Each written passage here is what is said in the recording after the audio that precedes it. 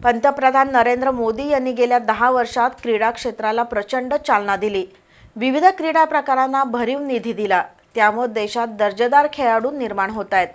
स्थानिक खेळाडूंना चालना देण्यासाठी संसद रत्न खेल महोत्सव म्हणजे मानाचं व्यासपीठ आहे, असं खासदार धनंजय महाडिक यांनी बोलून दाखवलं। संसद रत्न खेल महोत्सवाअंतर्गत झालेल्या कबड्डी स्पर्धेच्या उद्घाटन कार्यक्रमात ते बोलत होते।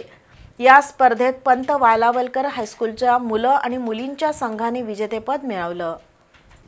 खासदार धनंजय महाडिक यांच्या पुढाकारातून कोल्हापुरात संसद रत्न खेल महोत्सवाचं आयोजन केले।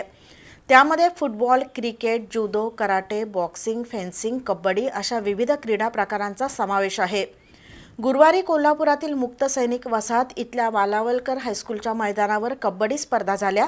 त्याचं उद्घाटन खासदार धनंजय महाडिक यांच्या हस्ते आणि संयोजक उमेश पाटील, प्रशिक्षक डॉक्टर राजेंद्र बनसोडे, आसमा कुर्णे यांच्या उपस्थितीत झालं। शिक्षणाबरोबर मुलांनी वेगवेगळे क्रीडा प्रकार आत्मसात करणं गरजेचं आहे। आता खेळाच्या माध्यमातून करिअर सुद्धा करता येतं। संसद रत्न खेळ महोत्सवाच्या माध्यमातून राष्ट्रीय पातळीवरील खेळाडू घडवण्याचा प्रयत्न आहे, असं खासदार धनंजय महाडिक म्हणाले। दरम्यान या कबड्डी स्पर्धेत 250 खेळाडू सहभागी झाले होते।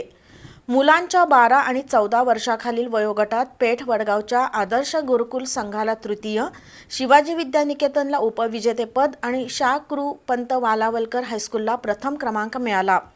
मुलींच्या 12 आणि 14 वयोगटात जाधववाडीच्या प्रिन्स शिवाजी विद्यालयाला तृतीय क्रमांक, उषाराजे हायस्कूलला उपविजेतेपद आणि शा. कृ. पंत वालावलकर हायस्कूलला विजेतेपद मिळालं।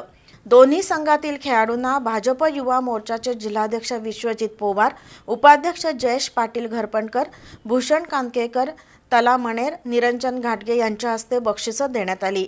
यावेळी दीपक कांबळे, समीर जमादार यांच्यासह क्रीडा शिक्षक आणि विद्यार्थी खेळाडू उपस्थित होते।